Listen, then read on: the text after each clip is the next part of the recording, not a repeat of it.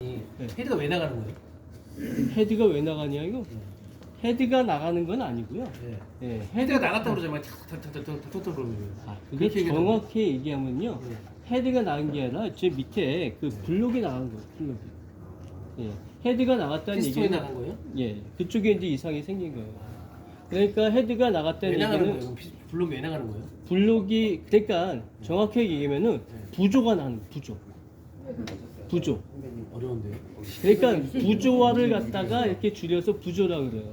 그러니까 기통별로 세 개가 있잖아요, 그렇죠? 네. 기통별로 어떻게 해야 돼요? 똑같이 10이면 10씩 이렇게 골고루 이제 힘을 내야 되는데 하나가 10씩 나오는데 하나가 500개 안 나와요. 그럼 제가 빵 하고 터질 때 오래되면 그렇게 되는 거죠? 그러니까 헤드가 이제 압축 압력이 안 나오거나 거기서 연료가 뿜어주지 않다거나 아니면은 뭐 밸브에 그 퇴적물이 많이 쌓여서 밸브가 제대로 닫히지 않다거나 그래서 이제 압축 압력이 생기지 않다거나 피스톤 링이 어떻게 마모가 돼서 압축 압력이 떨어진다거나 아니면 실린더 벽이 어떻게 돼 깎여서 압력이 안 생기거나 아니면 불꽃이 약해서 어떻게 해야 돼요? 폭발력이 안 생기거나 이랬을 때 어떻게 돼요? 압력이 떨어지겠죠? 폭발 압력이. 그럼 어떻게 돼요? 골고루 어떻게 돼? 힘이 분배가 돼서 얘 같은 3기통이니까 몇 도마다 한 번씩 터져요? 나눠요. 360 나누기 4. 122 4기 저기니까 4기통이니까 얘 3기통이니까 240. 오늘 차 제차 워낙 불 들어오던데. 240. 종업사 가봐야 되는데. 와, 불 들어왔어. 여기 아니야, 그만 봐. 이상해진 것 같아요. 240 공업사 들어가야 돼 지금. 240도 아니에요. 지금 교수님도 물어보신 거예요. 240. 4기통은요? 사기통이면 사기통이요? 그러면 720 나누기 4. 4면 몇이에요? 180. 삼계통은 어디 안 보이는 키노키라고 아 여기 이거 하나 있죠. 하나 둘 세 개. 저거 부르고 이걸로 보이는 거예요? 네. 겉에서 볼 때는 그러니까 하나의 행정은 어떻게 돼요? 부행정 투 아니 뭐야 사행정 아니 뭐야 이행정 투 사이클 포 사이클 엔진이죠, 그렇죠? 맞나? 나도 헷갈린다. 이행정 하나 좋죠. 사행정 엔진이죠, 그렇죠? 그러니까 어떻게 돼요? 그 흡입, 압축, 폭발, 배기. 그리고 이제 크랭크축이 몇 도가 돌아요? 이게 두 번 왔다 갔다 하는 크랭크축이 몇 바퀴 돌아요? 720이요. 720이죠, 그렇죠? 네, 320. 그러면 720도 나누기 4하면 되겠죠, 그렇죠? 예. 얘는 어떻게 돼요? 그런데 703하면 몇이게 돼요? 240. 그럼 8기통짜리는 90도마다 한 번씩 터지는 거죠. 6기통이 120도마다 한 번씩 터지는 것이고. 그리고 뭐 12기통이면 더 줄어들겠죠. 기통수가 많으면 많을수록 어떻게 돼요? 엔진이 조용하다는 얘기는 그만큼 고르게 엔진의 동력이 발생한다는 얘기예요. 다다다닥 하면서 들어가는 거죠. 얘는 어떻게 쿵쿵쿵쿵 이렇게 돌아가잖아요. 쿵쿵쿵 이렇게 돌아가다 보니까 어떻게 돼요? 이 3기통짜리가 진동이 올 수밖에 없어요. 6기통짜리가 조용한 게 어떻게 돼요? 더 많이 터지기 때문에. 동시에 터지는 거 아니네요. 아시겠죠? 질문인데요. 그럼 사기통으로 1000cc를 만들 수가 있나요? 예, 만들 수 있죠. 뭐 조그맣게 만들면 되죠, 엔진에. 근데 왜 지금 삼계통으로 해가지고 모닝 같은 1000cc를 삼계통으로 하는 이유가 있나요? 옛날에 4기통도 있었어요. 아, 옛날에 있었나요? 예, 예. 옛날 모닝, 구형 모닝은 4기통이었어요. 오늘 1000cc가 나와요? 1000cc가 있고 네, 1000cc라고 하잖아요. 예. 딱 해갖고 999. 예? 그래야지 경차가 되거든요. 그건 알고 법규상 아, 걔네도 3기통 써요. 3기통 많이 써요. 근데 왜 삼계통으로 하는 거더 연비도 안 좋고 삼계통이 그런데 아, 연비가 안 좋지는 않고요. 예, 일단은 사이즈를 줄일 수 있잖아요.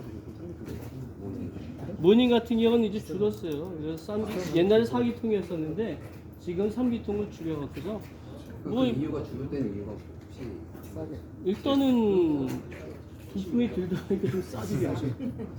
예, 그러면 가벼워지고. 그다음 여기 얘 같은 경우는 그래도 톱을 올려놨기 때문에 출력은 좀 나올 거예요. 연비가 너무 안 좋아요. 그 삼계통은 시끄럽기도 하고. 그걸 왜 굳이? 버리면 돼. 옛날 사기통도 그렇게 좋지는 않았어. 아 그래요? 사기통도 연비 안 돼. 예. 교수님 근데 기동수 놀리면은 진동폭이 안 큰다고 하셨잖아요. 예. 네. 그러면 왜 기동을 적은 걸 비싸니까. 아니 그런데 이런 차에다가 6기통 만들어서 올리면은 피스톤이 요만해야 되잖아요. 안에 1000cc 맞추면 요만한 거에 갖다가 이 안에다가 집어넣어서 그걸 갖다 6기통을 같이 해 그냥 구축 만들게 해요. 이 차값이 그리고 요거 1000cc짜리 만들고 6기통짜리 엔진 만들어봐. 그거 어디다 넣어서 팔아먹을게요. 안시카에다 올릴게요. 어디다 올릴게요. 사상성이 안 나는. 최적화돼서 나온 거로. 그래서 얘도 3기통으로 아직 최적화는 않은 거고, 그래서 가장 정기적으로 이상적인 엔진을 봤을 때는 4기통이 그래서 많이 나오는 이유는 가장 이상적이고 가장 그 경제적인 거 그렇기 때문에 4기통이 많이 나오는 거예요. 그래서 4기통이 많은 거고, 물론 이 기통이 많으면 좋겠죠. 고급차도 그래서 뭐 8기통 이상이잖아요. 10기통은 요즘 잘 안 나오고 8기통은 12기통 나오고. 그리고 이 크기가 자체가 제일 좋은 크기로 만든다는. 그렇죠. 그 사이즈에 맞게끔 나오는 거죠. 경제력에 맞게끔. 엔진 하나 주문해서 생산하면 이게 몇천억 들거든요. 그럼 몇천억 들여 엔진 하나 개발했으면은 이게 뭐 차 몇 대 올리고 말 거 아니잖아요. 한 수백만 단위 생산해야 될 거 아니에요. 이게 본전 뽑으면 되고. 그런데 그거 갖다가 이런 1000cc 6기통짜리 엔진 만든다 그러면 다 미친놈들이 있어요. 모르죠. 뭐 RC카 같은데 1000cc RC카 뭐 레이싱 뛰려고 그러면 뭐 F3 같은데 BMW 미니는 4기통이에요. 사기통이에요. 네. 4기통. 기통이 단종됐죠. 아 있었는데? 네, 있었어. 지금 1.6, 2.6 두 개 나와요. 그 BMW는 4기통, 6기통, 8기통, 12기통 이게 주력이에요. 그래서 대부분 이제 8기통 이상은 좀 50, 60에 약간 좀 진짜 등치 큰 애들에 들어가는 거고, 가장 기본적인 거는 다 4기통, 6기통이에요. 우리가 보는 것도 대부분 740, 뭐 미니 많이 보이던데. 미니는 매니아만 타는 차예요. 절대 추천 안 해요. 어떤 이유로? 네? 어떤 이유로? 아니 타보면 알아요. 그냥 달구지라고 생각하시면 돼요. 근데 술집 아가씨들이 많이. 아니 그건 아닌데. 어떻게 또 술집까지 가? 아니 그런 이미지가 그랬어요. 아니 그건 아니고 미니 자체가 이렇게 품질 자체가 이렇게 아싸라지를 못해요. 예. 이게 BMW 하면 독일 수입차면은 좀 아싸라고 좀 깔끔하고 그렇죠? 마감이 갈리고. 그런 차하고는 관계가 멀어요. 시끄럽고 그냥 약간 좀 덜덜 떠는 소리 나고 뭔가 좀 삐걱삐걱하고 그런 맛에 타는 차예요. 걔는. 거기서 뭐 어떤 정교함, 뭐 안락함, 정숙성 이런 거 바르면 절대 안 돼. 그냥 미니는 미니다.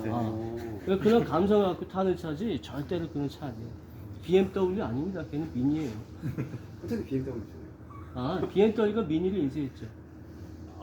그런 거예요. 네, 원래는 영국 차예요. 영국 차 미니. 그래서 맨날 걔네 그 미니온 쪽 있잖아요. 그게 영국에서 만들기 때문에 미니의 그 상징이 된 게 그거예요. 영화에서 많이 봐가지고. 영국 차예요.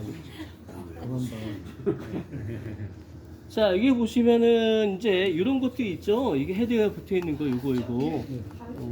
이게 이제 그 센서인데 이게 이제 그냥 각 센서일 수도 있고 나중에 이제 이 차의 재원을 잘 모르는데 여기에 붙어 있으면 각 센서 아니면은 액추에이터가 붙어 있다면은 그 캠축에 보면은 VVT라는 거 있잖아요, 그렇죠? 그런 거 움직여주는 게 많아요.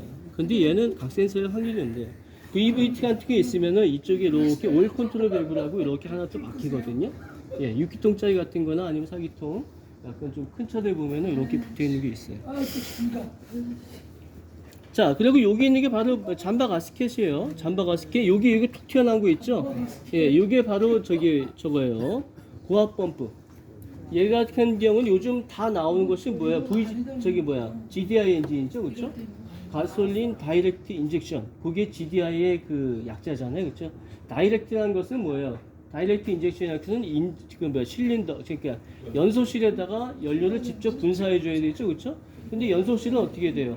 압력이 높죠, 그렇죠? 그 높은 압력을 뚫고서 연료를 분사해 주려면 어떻게 해야 돼? 높은 연료 압력이 필요하겠죠, 그렇죠? 그래서 연료 압력 펌프가 필요한 겁니다. 높은 압력의 연료를 만들어주는 연료 압력 펌프. 그래서 얘가 어떻게 작동할 때 어떻게 돼요? 그 캠축에서 작동하거든요. 이게 플런저 펌프로 돼 있어요. 그래서 얘가 따다다다다다닥 소리가 나는 게 여기서 소리가 나요.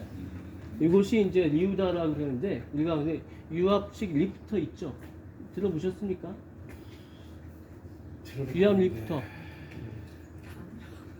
어디서 다 들어는 봤어요. 머릿속에 네. 어디선가. 예. 인상이 남지 않아요. 저는 다 생소합니다. 처음 유압시 무슨 들어봤는데 고압시. 그게 뭐 옛날 밸브 감기 조정했었잖아요, 그렇죠? 시크니스 게이지 넣고서 이렇게 밸브 감기 흡기는 뭐 0.2, 뭐 1.12 뭐 이렇게 해서 옛날에 이게 조절했었는데 지금은 어떻게 돼요? 그것이 없고 어떻게 그 안에 뭐가 돼요? 유압 태핏이라는 게 돼요. 유압 태핏. 유압을 해서 어떻게 돼요? 캠이 어떻게 돼요? 이렇게 눌러줬을 때, 밸브를 눌러줬을 때, 요 간극을 갖다 제로로 세팅해주는 유압 리프터가 들어갑니다.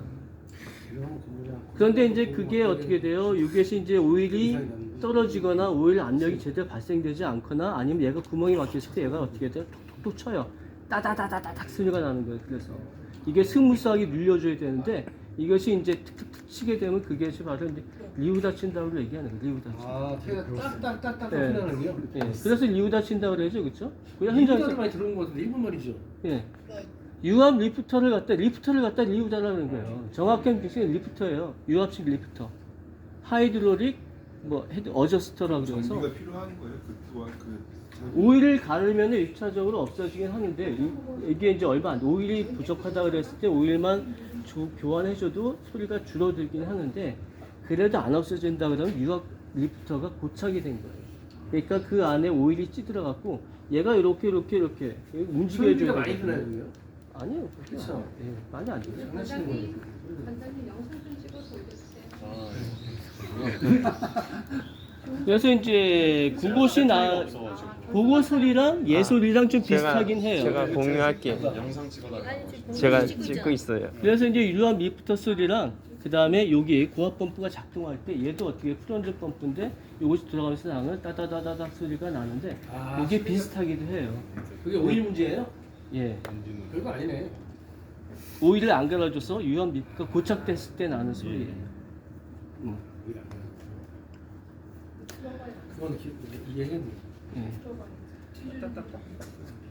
이게 냉각수잖아요. 이 색깔 같이 말씀드린 게 파란색으로 변신한다는 뜻인가요? 같이 이렇게. 아, 이게 이제 분홍색이죠, 그렇죠? 네. 여기 분홍색이고 어떤 차들은 어떻게 돼요? 푸른색이 나오죠, 그렇죠? 얘 같은 경우 세면은 분홍색이 비치면서 허옇게 가루 같은 게 생겨요. 분홍색인데 그게 지금 분홍색인데. 예, 예. 이게 이제 떨어지잖아요. 바닥에 떨어지거나 굳게 되면은 허옇게 가루 같은 게 생겨요. 알루미늄 묻으면서. 그래서 이 굳어요. 그래갖고 가루 같은 게 이렇게 맞으면 뭔가 이렇게 부스럭하면서 이렇게 떨어지듯이 석회가루처럼 그렇게 돼요. 그럼 그 위에 오일까지 덮어지면 막 뒤죽박죽 된 거예요. 예, 그렇죠. 그런데 이제 얘 같은 경우는 금방 마르기 때문에 엔진이 그 물이잖아요, 그렇죠? 증발이 금방 돼요. 그렇기 때문에 얘 같은 경우는 쌓이지는 않죠. 대신에 어떻게 흔적을 남기죠. 그 흔적이 어떻게 돼요? 얘 색깔이랑 약간 소금. 예, 약간 좀, 예, 그런 어떤 자국을 남겨, 허연 자국. 전기차는 이게 엄청 단순하네. 이게 분홍색도 있고 파란색도 있고 그렇다는 말씀이 냉각수가요? 예, 두 예, 가지가 예, 있다는 예, 거예요? 예. 뭐 생각 이런 뭐 몇 가지 있어요. 한 세 가지 있어요, 세 가지. 파란색도 있고 약간 더 파란색도 있고 약간 좀 녹색도 있고 막 그런데 어쨌든 이 가장 맛있는 게 이거랑 이거 파란색 맛있거든요. 아니 교수님 때문에 색깔을 그렇게 달리하는 제가 모르겠어요. 새끼들이 뭐 알아서 쓰겠죠. 저도 그까지 모르겠어요.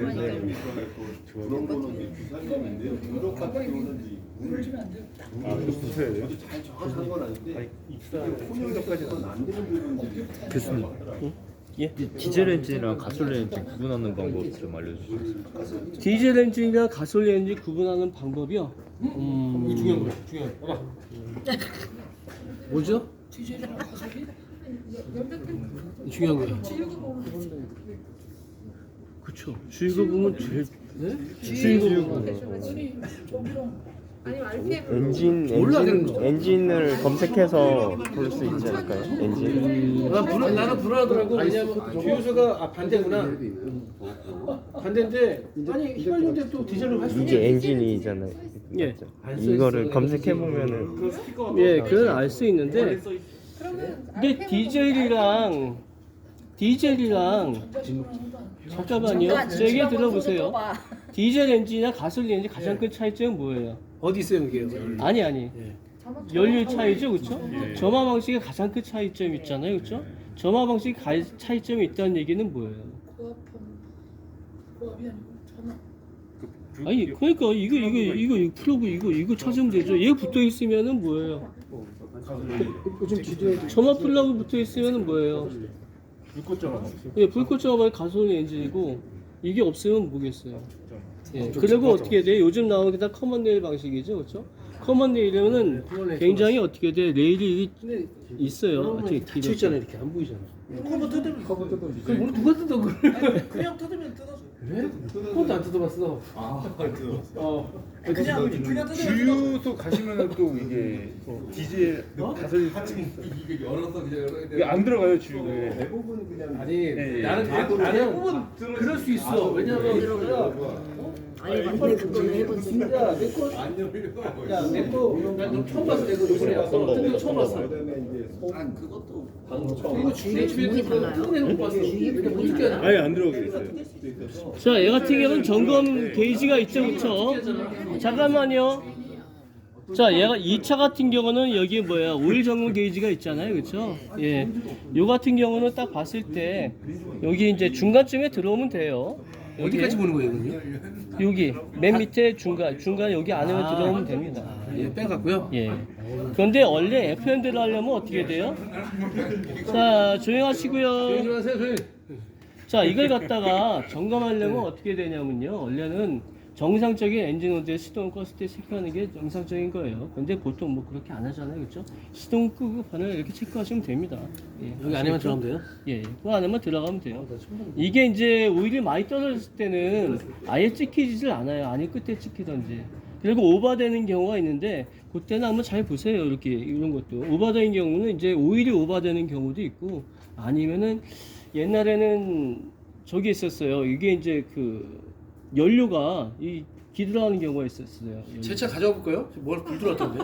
예? 한번 봐요. 한번. 저 갖고 올게요. 끝나고 아니 근데 불 들어온 거는 제가 체크를 못해요. 진단기가 있어요. 시켜놓 없으면 시켜놓 없으면 못 봐요. 2층에 있던데. 아 그거 수입차는 안 돼요. 진짜 안 돼요. 수입차 안 돼요. 범용 범용도 업데이트 안 돼 있으면 못 봐요. 김학건 교수님한테 물어.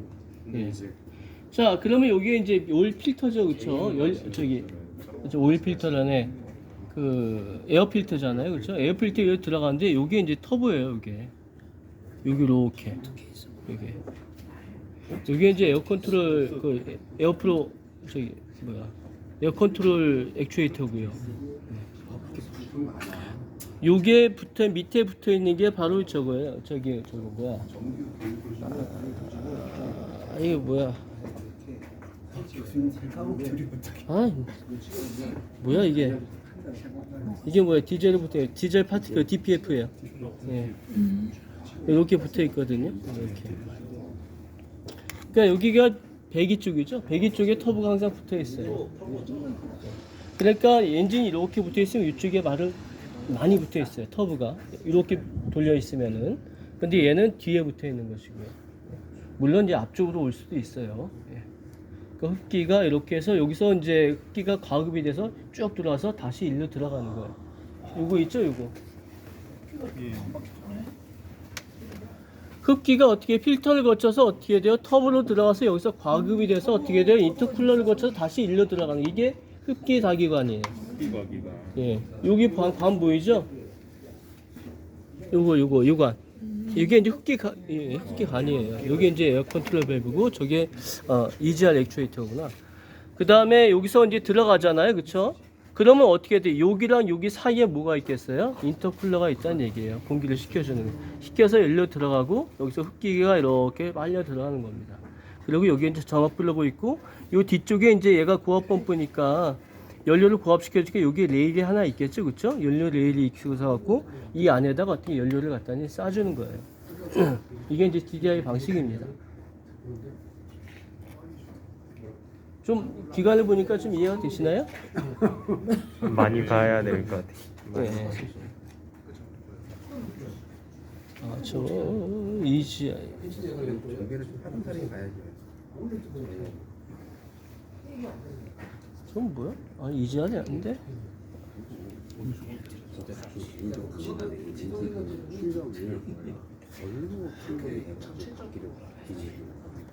예? 이 엔진이 돌면서 어떤 출력이 어디서 바퀴가 구동이 되는지 이게 어디든 출력이 돼가지고 바퀴를 돌리게 하는 자, 그러면 이제 여기서 성능을 본다 그러면은, 자, 여기서 성능을 본다 그러면은 일단 사구를 보면 되겠죠, 그쵸? 쫙 봤을 때 여기 실링, 볼트. 제일 뭐 중요한 건 뭐예요? 볼트입니다. 무조건 볼트 붙어 있는 건 제일 중요한 게 볼트예요. 아시겠죠? 예. 볼트가 풀렸는지 안 풀렸는지 꼭 봐야 돼요. 교환이 됐건 안 됐건 꼭 봐야 됩니다. 예, 볼트가 풀려 있다는 얘기는 뭔가 작업을 했다는 얘기잖아요. 뭐 최소한 어떻게 돼요? 얘가 단차를 조정했을 때도 볼트가 풀리니까. 아니면 판금했을 때 풀리고 교환했을 때 풀리니까. 볼트 풀렸는지 먼저 확인하시고 그 다음에 실링 보시고 아니면 색깔 도색 이런 거 보시면 되는 거예요. 예. 그래서 뭐 여기서 이제 그 다음에 도색 같은 거 있으면은 어떻게 본다 그랬어요? 이렇게 보시면 된다 그랬죠, 그렇죠? 이 뒤쪽으로 도색이 들어간 게 있는지. 그 다음에 실링을 보시면 되는 거죠, 그렇죠? 실링. 그 다음에 이렇게 실링 보시고. 그 다음에 얘 같은 경우는 이게 수출용이나 아니면 교조를 해서 이제 저기 레벨이 안 붙어 있죠, 그렇죠? 예. 요게 이제 그 자동차 뭐 배기가스 뭐 그런 거, 그 다음에 그런 게 붙어 있는데 이게 아마 교부자나 아니면 거기 수출용이나 그런 거기 때문에 아마 안 붙어서 나올 거예요. 자, 그리고 요게 바로 아제트 서포트예요. 서포트. 예, 보통 요거 갈리잖아요. 이런 거 붙어 있는 것들 이거 안 붙어서 나옵니다. 요거랑 요거. 그러니까 요거 없다 그러면은 거의 갈렸을 확률이 높아요. 그리고 후드 갈렸을 때 얘는 어떻게 돼요? 후드가 얘 덮고 있죠, 그렇죠? 후드가 갈렸다는 얘기는 어떻게 이 앞이 찌그러질 확률이 높은 거죠. 그러니까 얘가 갈릴 확률이 그만큼 높아지는 거예요. 얘 조금만 밀려도 어떻게 얘 찌그러져 교환합니다, 아시겠죠? 그런데 뭐 약간 이런 것도 없고 한다 그러면 그냥 교환 치시면 돼요. 그 후드 교환했을 때 90%는 갈린다고 보시면 됩니다. 예, 이런 스티커가 사라지는 경우가 많아요. 요거는 저거예요. 여기 R134YF라고 되어 있죠? 이거 냉매 이름이에요. 지금 이제 최신 냉매에 들어가는 거예요. 아니 교환했으면 이거는 교환품에는 이거를 뭐 갖고 이거를 감축해서 일부러 붙이는 사람들은 좀 있는 거예요. 아, 이건 이것까지 뭐 붙일 정도로 걔네가 이렇게 꼼꼼하게 잘 일을 안 해줘요. 그러니까 뭐 그건 걱정 안 하셔도 돼요. 자, 요게 이제 그 발전기, 그 다음에 여기 툭 튀어나온 거 있죠? 예, 이렇게 툭 튀어나온 거. 요게 워터 펌프입니다. 뒤쪽으로 붙어 있어요. 그리고 크랭크축 밀다 아래 이제 오일 펌프가 이제 저 안에 붙어 있는 경우가 많고요. 자, 그래서 요거를 갖다가 벨트가 붙어 있는 거에다 프론트 케이스라고 한다는 거 잊지 마시고요. 그렇죠? 그 다음에 여기 헤드 가스켓은 볼 때 앞에서도 보지만 뒤에서도 이렇게 빼서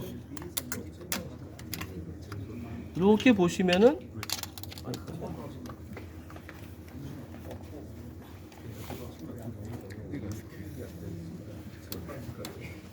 이렇게 보시면은 볼 수가 있어요. 이렇게 누유 확인하시죠. 예, 누유 확인할 때 이렇게 돼서 헤드 쪽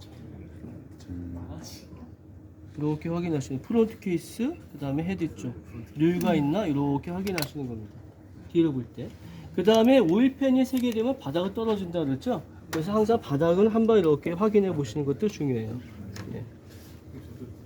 그리고 저쪽에 미션이 있으니까 미션 쪽도 거울이 있으면은 거울을 넣어서 이렇게 아래쪽으로 이렇게 보셔도 되고요. 예, 이해되시죠? 그래서 요거 같은 경우는 위에 센다. 그래서 이제 그 체크하는 안에 보면은 잠바 가스켓, 헤드 가스켓, 실린더 블록이 있어요. 실린더 블록은 크랭크 리데나랑 오일팬을 포함하고 있는 거예요. 아시겠죠? 그래서 헤드 쪽이나 잠바 쪽 그러면 뭐 첫 번째가 이제 잠바 가스켓, 그러면 그 밑에가 아마 헤드 가스켓일 거예요. 그 다음에 실린더 블록 및 오일팬. 실린더 블록은 요 밑에 크랭크 쪽 리데나 쪽 그 아래쪽을 얘기하는 것이고 오일팬은 밑에 뚜껑을 얘기하는 겁니다. 그렇게 나눠서 체크하시면 돼요. 자, 그 제일 많이 새는 것은 어떻게 돼요? 엔진 중에서 잠바 가스켓하고 밑에 오일팬이 가장 많이 새요. 예. 그리고 오일팬 같은 경우는 떠서 볼 때는 쉬운데 그냥 바닥에서는 힘들잖아요, 그렇죠? 예. 그래서 이제 거울이 있으면 보게 되는데 이렇게 바닥을 봤을 때 밑에 깨끗하면 안 샌다고 보시면 돼요. 이게 오일팬 새게 되면은 바닥 커브 쪽으로 떨어지잖아요. 커브 쪽 떨어지면서 이게 이렇게 퍼져요. 예. 그렇기 때문에 좀 더 확인하기가 쉬울 겁니다. 자, 여기까지는 다 아시겠죠? 예. 그 다음에 요거 냉각수 확인하는 것은 아까 헤드가 변형됐을 때 냉각수가 오염될 수 있다는 거 그거 보시라는 거고요. 그 다음에 이것이 뭐예요? 브레이크 오일이죠, 그렇죠? 도트 4짜리 예, 오어 도트 4라는 있는데 이것도 어떻게 봤을 때 이거는 여기까지 차 있죠, 그렇죠? 그 맥스에 와 있으면 되는 거예요. 맥스나 아니고 살짝 아래. 이게 어떻게 돼요? 많이 내려와 있다는 얘기는 뭐겠어요? 오일이 없다는 얘기가 아니라 이게 내려와 있다는 얘기는 오일이 없다는 얘기가 아니라 오일이 없는 게 아니라 헤드가 그만큼 마모됐다는 얘기예요. 예, 헤드가 마모됐다는 얘기예요. 헤드가 마모가 됐다고요? 예. 우리가 알고 있는 게 브레이크 캘리퍼 피스톤이 이렇게 움직이는 거 알고 있잖아요. 예, 이렇게 움직이는 거 아니에요. 걔는 이렇게 디스크가 있으면은 디스크에 항상 거의 밀착돼 있어요. 그럼 어떻게 돼? 누르면 또 들어가고 그 닳잖아요. 그 안으로 들어간 상태로 또 유지가 되는 거예요. 그럼 얘가 디스크가 막 돌면서 얘한테 에어깁이라는 생겨요. 에어깁. 살짝 떨어지는 거예요. 그러다가 어떻게 돼요? 디스크가 닳으면 또 안으로 들어가면 어떻게 돼요? 피스톤이 그만큼 눌려있는 상태가 되겠죠? 그러니까 얘가 내려가는 거예요.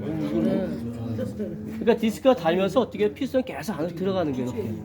아 그렇게 볼 수 있겠네요. 네, 그래서 이제 오일이 없다는 얘기는 디스크가 많이 달아서 가만히도 그렇게 이해하시면 돼요. 브레이크 패드를 교체를 해주면은 그렇죠. 다시 올라오죠. 그래서 이제 얘를 이제 교환해주는 이유는 뭐냐면요. 여기에 수분이 많이 들어가게 되면 여기 오래되면 수분이 들어가거든요. 그러면 어떻게 돼요? 이것이 이제 오일이 끓어요. 오일이 끓어. 그래서 열을 받으면 오일이 끓게 되면 뭐가 생기죠? 그렇죠. 베이프록 현상 때문에 예, 브레이크가 안 잡히는 거. 그것 때문에 브레이크 오일을 교환해주는 거예요. ABS인데도 베이퍼라고 발생하세요? 그럼요. 그 열 받으면 생기는 거예요. ABS인데도. 예. 그렇게 해서 이제 보는 거고, 그 다음에 이제 뭐 브레이크는 페이드 현상 같은 것도 있잖아요. 그래서 이거는 이제 디스크가 너무 열을 받아갖고 너무 열 받으면 어떻게 돼? 얘가 제동력 자체가 상실되고 있는 그게 페이드고, 베이퍼록은 어떻게 돼요? 유압이 생성되지 않는 게 베이퍼록. 뭐 상식이니까 알아두세요.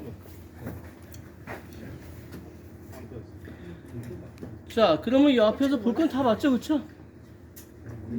뭐 또 이 앞에서 궁금한 거 있습니까? 예? 이 부품 뭐라고? 이 흡기다기관.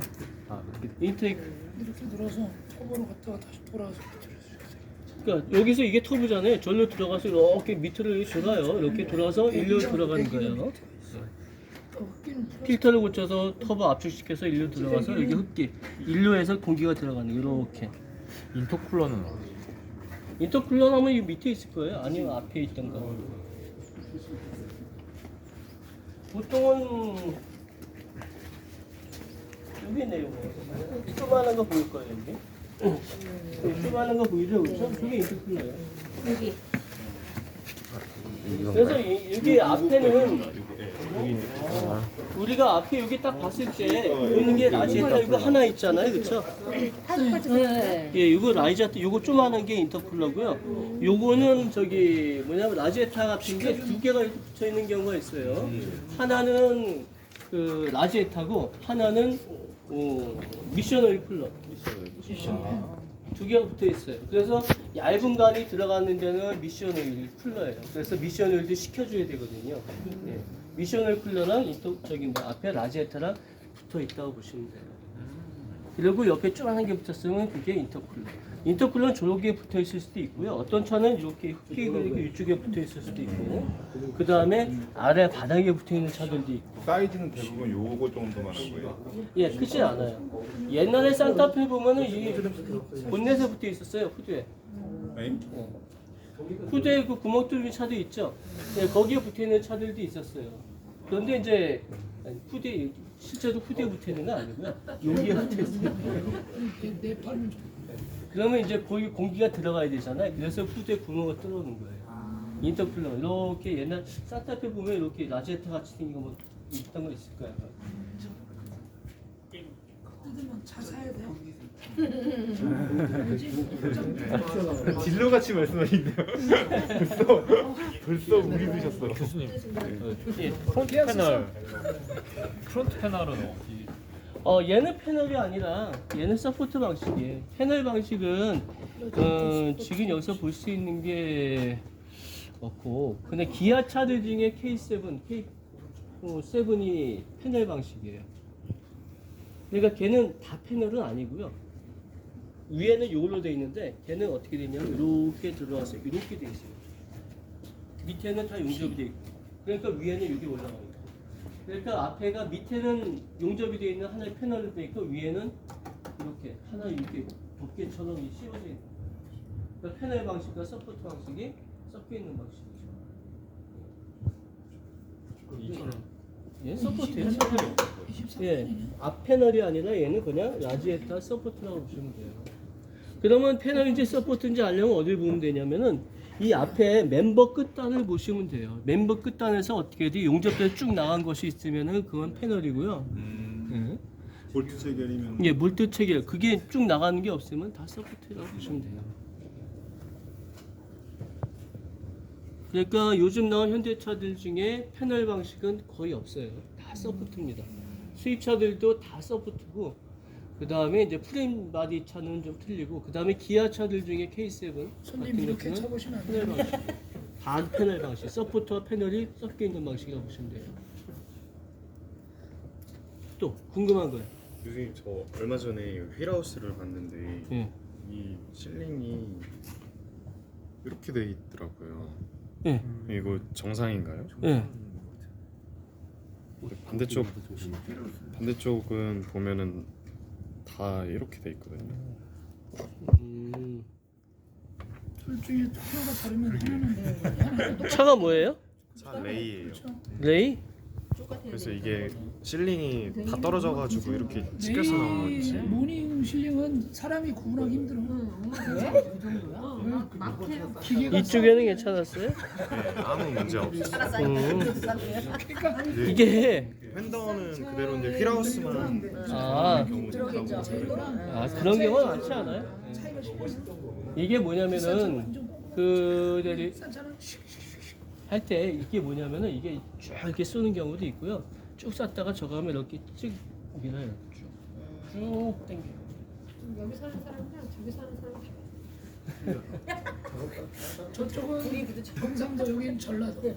그래서 그 한 곳에만 보는 것이 아니라, 그러면 이런 얘 같은 경우는 아예 여기 이런데 실링 쌓이는데 이런데 안 쌓여 있잖아요, 그렇죠? 예, 똑같아요. 그런데 여기는 어떻게 돼요? 이렇게 쭉 나와 있잖아요, 그렇죠? 여기도 이렇게 실리콘이 잘 쌓여 있죠, 그렇죠? 이런 주변 것을 같이 봐야 돼요. 그냥 이 한 부분이 틀리다고 해서 어떻게 돼요? 다 틀린 건 아니고요. 휠하우스가 갈리기 위해서는 어떻게 돼요? 휠하우스가 똑 잘라서 여기만 실링이 잘못되는 게 없어요, 그렇죠? 잘못되면 다 잘못돼요. 그러면 주변 부위도 다 그렇죠. 그랬어야 되는 거예요. 같이 봐야 돼. 실러가 다를 수도 있고 소재가 그걸로도. 근데 실러 소재가 좀 다른 것 같은데. 그건 이제 직접 봐야 되는데 그렇게 돼서 무조건 교환은 안 하는 거예요. 그래서 봐야 될 게 어디냐면은 위에서 헷갈린다 그러면 밑에서 봐요. 밑에서 이렇게 휘하우스 쪽을 보게 되면 똑같이 실링이 쌓여 있어요. 그런데 만약에 그쪽에 실링이 없고 시커멓게 돼 있다 그러면 100% 교환이에요. 좌우를 비교해 봤을 때 저게 정상 같은데 이쪽이 이상하다 그러면 어떻게 좌우를 비교하는데 이해만 보지 마시고 밑에를 이렇게 한번 쳐다보시면 그러면 더 쉽게 알 수 있어요. 휠하우스 쪽 이렇게 쳐다보시는 얘기예요 여기. 예. 아시겠죠?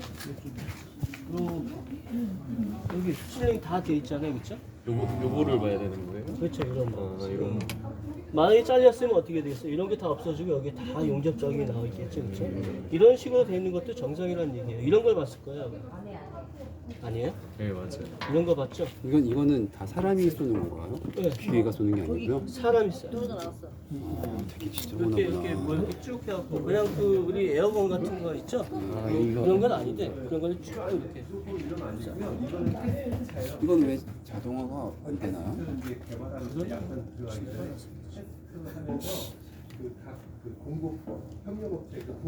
물론 이제 기계가 쓰는 차량들도 있을 거예요. 그리고 얘 같은 경우는 여기만 쌓아놨잖아요, 그렇죠? 이렇게. 이것만 언더코팅 같은 거 이렇게 하는데 좋은 차량이 다 쌓아놨죠 여기. 이게 없어야 그 수리가 안 된 거죠. 용접이 안 된 거죠. 이게 이제 코팅이 안 돼. 이게 이제 정상이에요. 이런 것도 이제 다 쌓는 것들도 있고 얘 같은 경우 부분만 쌓아놨다고 보시면 돼요. 근데 언더코팅을 왜 하는 거예요? 부식되지 말라고. 부식되지 말고 그 다음에 하부에서 올라온 솜을 막아주려고 하는데 요즘 차들은 하지 마세요 그거. 언더코팅. 보면은 막 이런 데도 막 이렇게 여기까지 돼 있고 막 이러고. 아또 미친 짓이야. 교수님 질문이 있습니다. 여기 이거는 뭐죠? 여기 파란색 이게 냉각수인가요? 이거 저기 워셔. 워셔. 워셔. 그 언더코팅 같은 거 하지 말아요. 거기가 냉각수, 여기는 워셔예요. 그 언더코팅에 그냥 무조건 뿌리는 게 아니라 물 빠진 구멍이 있어요. 그거 다 막고서 나중에 다 띄어야 되는데 그 사람 잘 몰라요. 그냥 언더코팅 해달라고 그냥 뿌리고 말아요 그냥.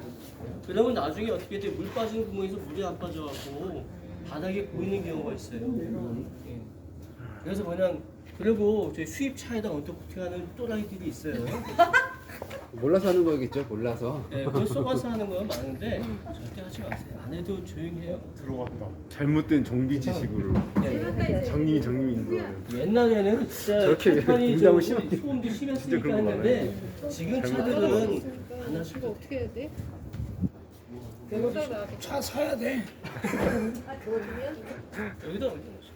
위에다 올려. 발전기 전압 7.5V 정상이에요? 원래 11등이면 정상 아니지. 아니 이거는 저것 때문에 쓰는 거예요. 이건 실기. 예, 실기. 부담벽에서 실기용으로 써는 거예요. 이거 다 붙여놓은 게. 이거는 뭐 부스터 불량 이런 거 다 실기용으로 써는 거예요. 뒤에 보니까 경진대에 쓴 것 같은데. 경진대회에 이제 수도 있고 아니면은 실기용. 1급. 실기용. 자, 그다음에 이쪽 한번 보세요. 생각해봐서 실기용. 자, 이쪽 한번 와보세요. 이쪽은 트림을 떼놨네. 우와. 자, 트림을 떼놨으니까 한번 이쪽에 와서 보세요. 어머. 온지 것도. 아이고야. 조심해. 이거 또 넘어질 수가 있어. 가끔 가다 보면은 우리가 이제 그 성능 보시다 보면 이 창문 틈으로 보시는 분들 있죠. 그게 볼 때 물론 여기에 이제 스팟 자국이나 보는 것도 있겠지만은 교환 같은 게 약간 헷갈릴 때가 있어요, 그렇죠? 그렇잖아요. 교환이 됐는지 안 됐는지 우리가 헷갈릴 때가 있어요. 그랬을 때 교환용품은 어때? 바깥에도 칠하고 안에도 칠한다 그랬죠, 그렇죠? 그럼 여기도 어떻게 돼요? 이게 막혀 있는 상태에서 칠할 거야, 아니면 띈 상태에서 칠할 거야? 띈 상태에서 막 칠하겠죠, 그렇죠? 그럼 어떻게 돼요? 이 안쪽으로 도색이 들어가겠죠, 그렇죠? 원래 교환용은 이 안쪽에 도색이 들어갈 거야, 안 들어갈 거야? 거의 안 들어가겠죠, 그렇죠? 그런데 여기에 만약에 이런 색깔이었었는데 이 안쪽에 까만색이었어. 그런데 이 안쪽에 어떻게 돼요? 칠이 막 이렇게 들어가는 경우가 있어요. 그런 것도 하나의 교환 유무를 판단하는 데 도움이 됩니다. 이거 띄놓고 칠하지 않으면 이 안에 칠이 들어갈 수가 없겠죠, 그렇죠? 예. 그래서 이제 안쪽으로 이렇게 보시는 분들도 있는 거예요. 그것도 하나의 판단에 할 수 있는 그 나름대로 방법이기 때문에 이해되십니까? 그래서 안쪽으로 보시는 거예요. 그럴 때 안에 뭐 스팟 좀 보는 것이 아니라 안쪽으로 또 칠이 들어갔는지 이것도 우리가 확인할 수 교환 안쪽에 칠이 안 들어간다. 그렇죠. 이 안쪽에 칠할 이유가 없잖아요.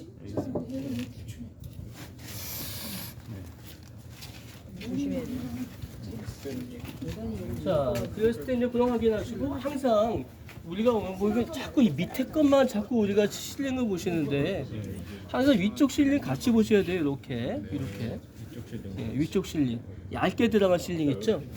이것이 어떻게 이때 실링이에요?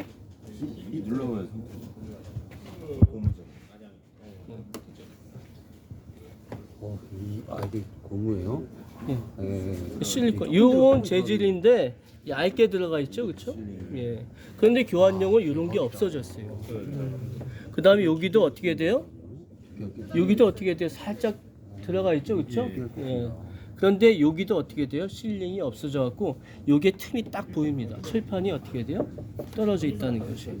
기압 정품인데도 저게 예. 실러가 다르다는 말씀 소재가. 예, 그렇죠. 그럼 안쪽 내판도 여기서 떨어져 나간 게 그럼 정상인 거예요?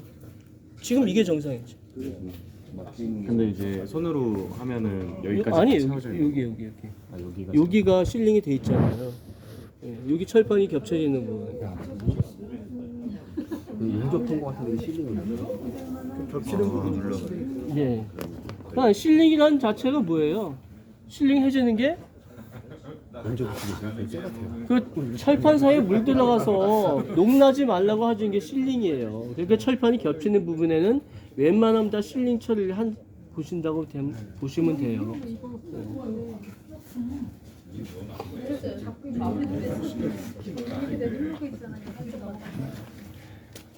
자, 그 다음에 이게 여러분 이거 빼실 때 예, 절대 여기 있잖아요.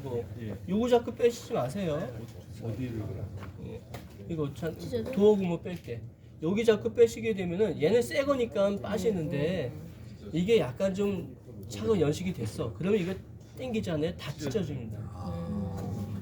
사여서.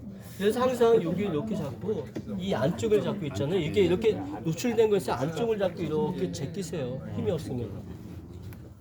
그래서 이렇게 잡고서 이렇게 제껴서 빼시면 됩니다. 네, 이렇게. 그다음에 이렇게 잡아 빼시면 돼요. 힘이 없으시면. 아니면 우리 헤라 있죠, 그렇죠? 헤라 같은 거 집어넣고서 이렇게 제끼시면 돼요. 그쵸. 필라 여기 많죠. 여기가 많죠. 여기가. 옆면에는 네. 그다음에 A 필러요. 경매장 가면 다 뜯어놨어요. 일반 뜯어놨어요. 하도 사람들이 뜯어요. 그래서 이거 볼 때 이렇게 항상 얘를 잡고 뛰시면 안 됩니다. 아시겠죠? 네. 찢어져요. 그래서 경매장에서 그냥 막 뜯기 때문에 찢어질 차들 많아요. 그리고 수입차들 보면은 얘같이 노출이 안 돼 있고 이 카바가 얘를 이렇게 씌워져 있어요. 그러면 얘가 빠지지가 않겠죠, 그렇죠? 그러면 이렇게 잡고서 같이 당겨야 돼요.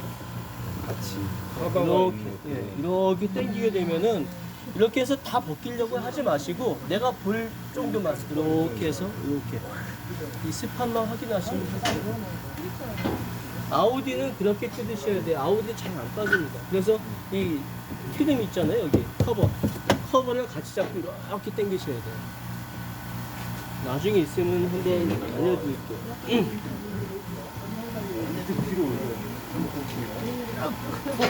그러면 안 되는데 좀 많이 나는데 여기 다 분해가 됐어. 이렇게 전부 다 막 뜯어놨네. 완전 뜯는 거 원래 다 뜯어야 돼요. 뭐 필라는 이쪽이나 안쪽에 보시면 돼요. 이쪽에 커트펜을 볼 때 이렇게 뜯으셔 보시면 됩니다. 아시겠죠? 예, 이렇게 뜯어 보시고 항상 겉에만 보지 마시고 안쪽도 보세요. 겉에만 대충 보다만 실수할 수 있으니까. 그리고 스팟 확인할 때 이렇게 비스듬히 비춰서 이렇게 보시면 됩니다. 그러면 예, 잘 보여요. 잘 보여요. 이렇게 비스듬히. 그다음에 안쪽에도 이렇게 비스듬히 비추시면 잘 보여요. 도장 차이가 있어요. 안쪽. 아니 그냥 좀 차이는 있는데 예. 이렇게 이쪽 하는 부분 저기 용접했을 때 훨씬 더 잘 보이고 안쪽에 칠을 여기는 가난하고 칠을 안쪽에 여기서 용접하기 때문에 저 안쪽에 자그마한 칠을 못합니다. 여기 바깥쪽만 또 스팟 자국 내는데 안쪽은 또. 네, 그래서 안쪽까지 그러지. 그래서 안쪽까지 그러지.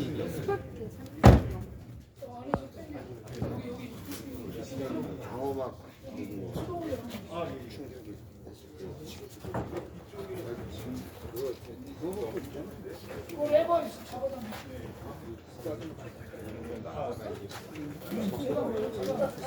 사야 돼, 막. 완전히 툭 들어갔네.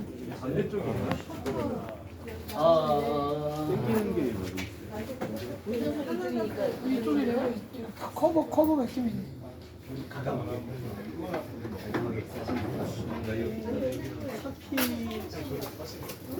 이거 차키로 못 열어요?